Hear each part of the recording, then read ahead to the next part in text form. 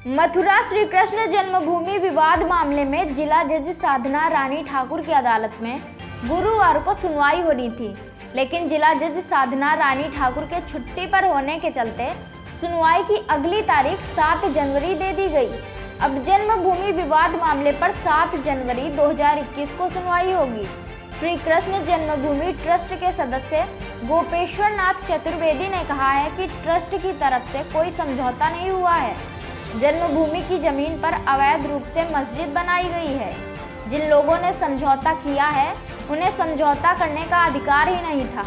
हम आपको बता दें, कृष्ण भक्त अधिवक्ता रंजना अग्निहोत्री, हरिशंकर जैन, विष्णु शंकर जैन और करुणेश शुक्ला सहित अन्य कृष्ण भक्तों ने जिला जज की अदालत में श्री कृष्ण जन्मभूमि के 13.37 एकड़ भूमि के मालिकाना हक और शाही ईदगाह मस्जिद को हटाने की मांग को लेकर जिला जज की अदालत में याचिका दायर की थी,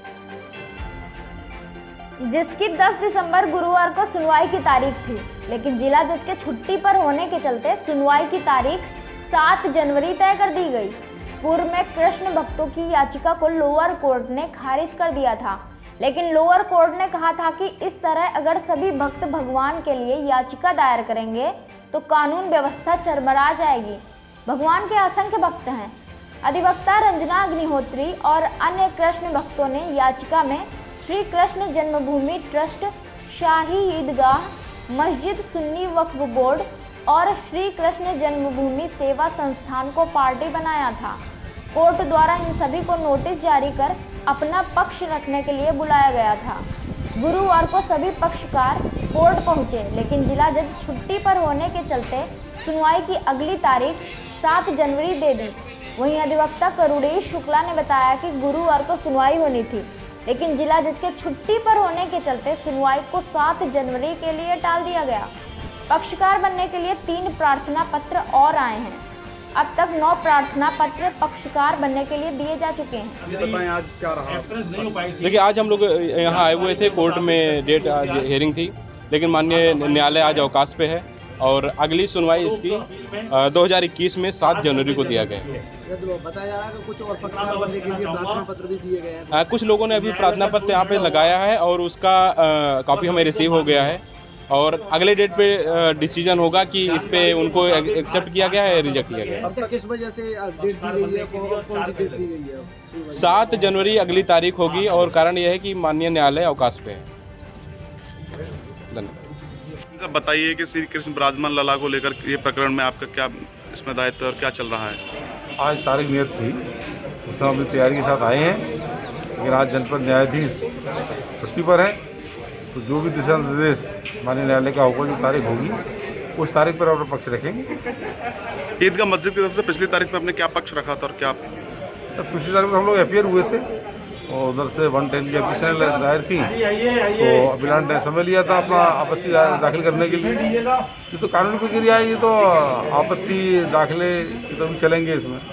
तरफ से आज यहाँ पक्षकार अपना पक्ष रखा गया, पक्षकार बनी आप लोग, क्या कहोगे? ऐसा है कि हमको तो पार्टी पहले बनाया गया था, जम्मू ट्रस्ट को, संस्थान को, लेकिन जो कृष्णलला के भक्त के रूप में, सखा के रूप में जो प्रवासी हैं, वो बड़ा सुखद अनुभव है कि जो है अपने आप ही स्फूर्त यहाँ भगवान की सेवा में उपस्थित हुए हैं।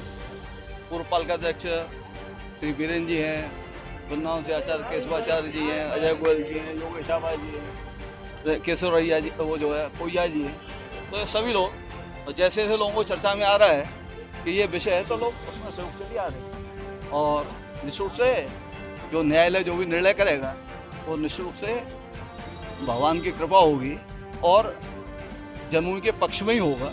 ये मानना है कि पहले भी जो विषय हैं, दोनों विषय हैं कि एक मालकियत का, दूसरा जो है 68 का। आज भी हर जगह मुकदमे में 137 साल तक मालकियत जो जन्मस्थान ट्रस्ट की मानी गई। नगर पालिका टैक्स हम दे रहे हैं, रेवेन्यू रिकॉर्ड हमारा। जिनने समझौता किया उनको ये माननीय जनपद न्यायाधीश और माननीय उच्च न्यायालय ये तय कर चुके हैं कि जितना समझौता किया उनको राइट ही था। अब मैं यहाँ से बैठ करके और लाल किले का जो है कोई एग्रीमेंट कर दूँ तो कोई उसकी वैल्यू थोड़ी है। तो ये जन्मभूमि ट्रस्ट ने कभी ना कोई समझौता किया, न किसी को अथॉरिटी दी, इसलिए दोनों चीज़ हम पे बाध्यकारी नहीं है। इसलिए ये कोई विषय केवल है कि अवैध कब्जा है और वो अवैध कब्जा हटना चाहिए। स्वार्थ से हटे बड़ी अच्छी बात है, न्यायालय के आदेश से हो।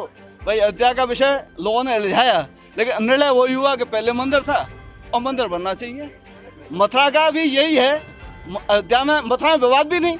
भाई कोई ये कहे कि मालिकियत हमारी नहीं है, कृष्णा तो कोई बात हो, कोई ये कहे कि केवल अवैध कब्जा, इसके अलावा कुछ नहीं। संत समाज ने अयोध्या की लड़ाई बहुत लंबी लड़ी, मथुरा की लड़ाई कम थोड़ी है।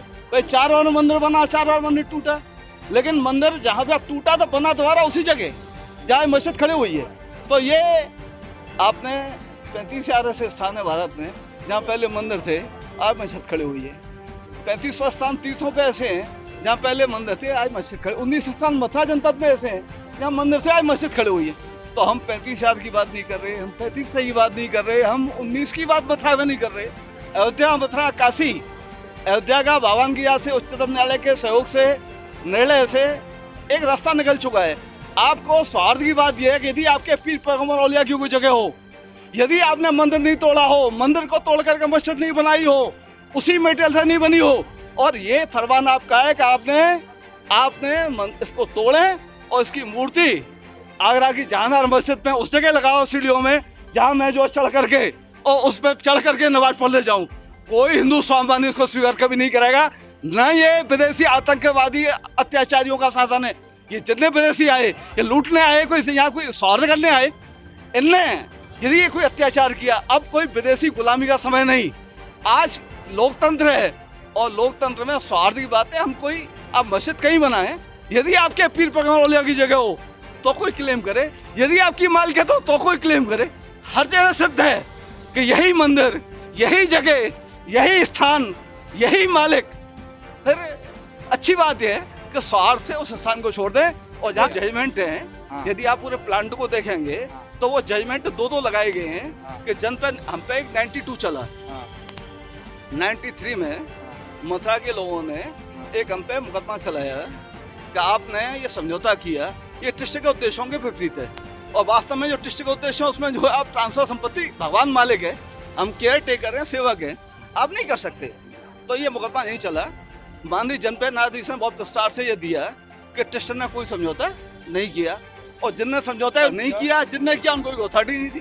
जब ट्रस्ट में आप लोग आए तो आपने उस समय क्यों नहीं ये मामला उठाया? ऐसा जब हम पे ट्रस्ट नहीं, ट्रस्ट पे हम पे अब जब दूसरे लोगों ने इसमें केस डाल दिया उसके बाद ट्रस्ट कहता है नहीं, ट्रस्ट नहीं कह रहा है, उन्होंने हमको पार्टी बनाया है। आपने देखा नहीं, उनने पार्टी बनाया तो अपनी बात कहेंगे। ट्रस्ट तो थोड़ी है कोई केस करने आया अभी।